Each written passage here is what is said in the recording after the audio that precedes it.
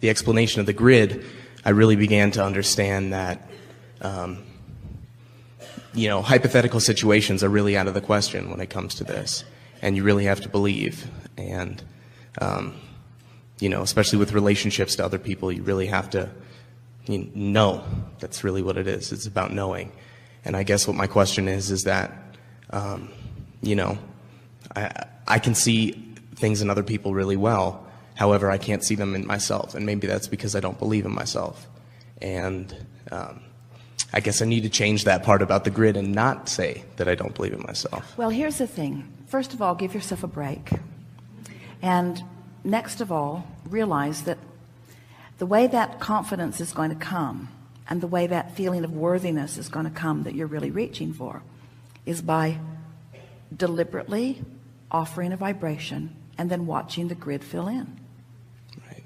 Isn't that the way you gain confidence in anything? Is by finding a way to accomplish effective results. Isn't that what confidence is? Finding a way to accomplish effective results. So you said something so wonderful. Being the uplifter that you are, the giving person that you are. You see, the reason that you want to be in the right place at the right time and do the right thing is because you want to be beneficial to others. In other words, you are a helper and an uplifter.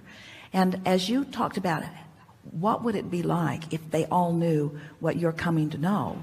Well, they'd all begin feeling great, like you're coming to feel great. The word that is often offered from our physical friends when they sit in the hot seat, they want to find worthiness. And worthiness and security, they sort of wrap around into the same vibration. And we know that we can't love you enough to cause a situation to happen to give it to you instantaneously. Right.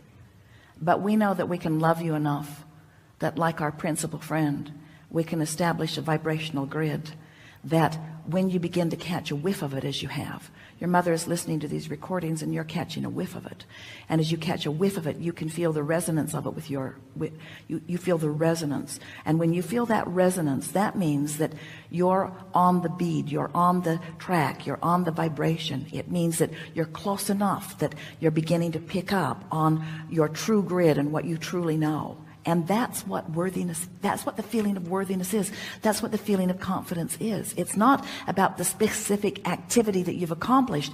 It's about that basic understanding that no matter what, you're good. And no matter what, all is well. And no matter what, you can apply this to whatever is important to you. Right. You see, because there will always be for you, there will always be something more that you want. There will always be a gap between where you stand and what you want. That will always be there. But it is our promise to you, there will not always or for much longer be the gap between your understanding that you can have whatever you want, and it's just a matter of focusing in order to allow it.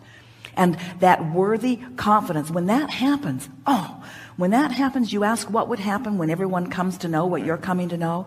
What will happen is more people will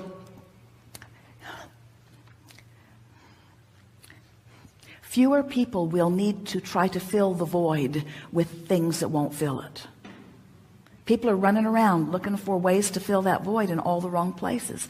Buy one more thing and bring it home. Join one more club. Get one more mark on the chart. Climb to a higher level. Stand on a bigger bully pulpit. Get more attention pointed toward me. And in most cases, there's just not enough that they can do to feel that much better because they're not tending to what really matters. And when they tend to what really matters and your true power is resonant within you continuously, then you begin enjoying life. Then people who are watching you feel this ease and confidence in you, and they don't really know what it is, but if they will watch you for a while, these are the things that they will begin to use in their explanation of you. These are the things that they will say about this person. Right. There is a confidence that is there, but there is also an appreciation of others that is there. that's the way that it will play. In other words, you saw what happened and you felt what happened with our principal friend as he is loving, you see. And that's what they'll feel about you. And there will always be those not on the vibe of that who will not verbalize their appreciation of that because they can't.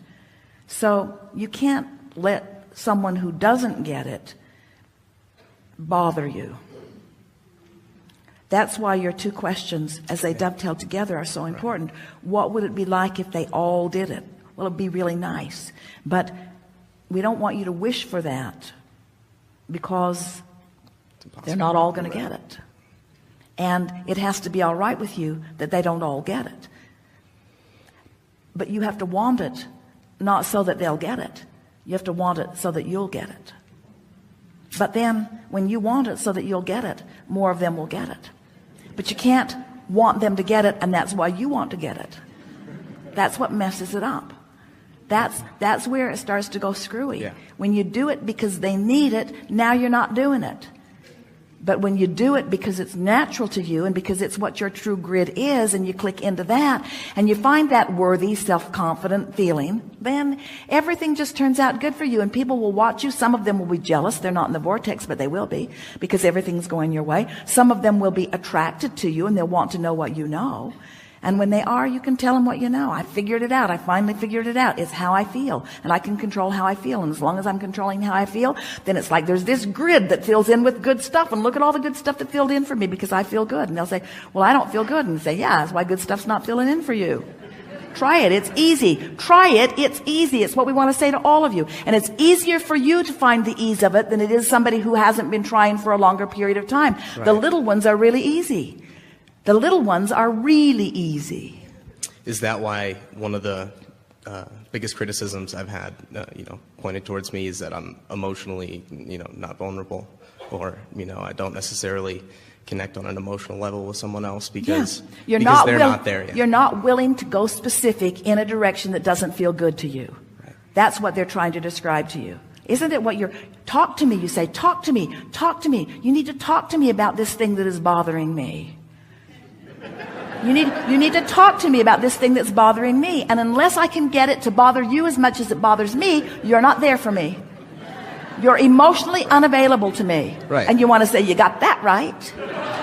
I intend to remain emotionally unavailable to you unless you are specifically, ecstatically, joyously creating. Then I'll join you completely. And it's just like you were saying with the gentleman before me, how if they don't get that yet, you have to appreciate them for where they are in their process, right? Love them where they are. Just love them where they are, because they are where they are, and no matter where they'd like to be, they are where they are. And if you can love them where they are, then your grid doesn't get messed up. But if you let where they are and not being able to love where they are be your experience, now you're messing up your own grid. Isn't it interesting? You got to love them where they are in order for your grid to work for you. Go figure.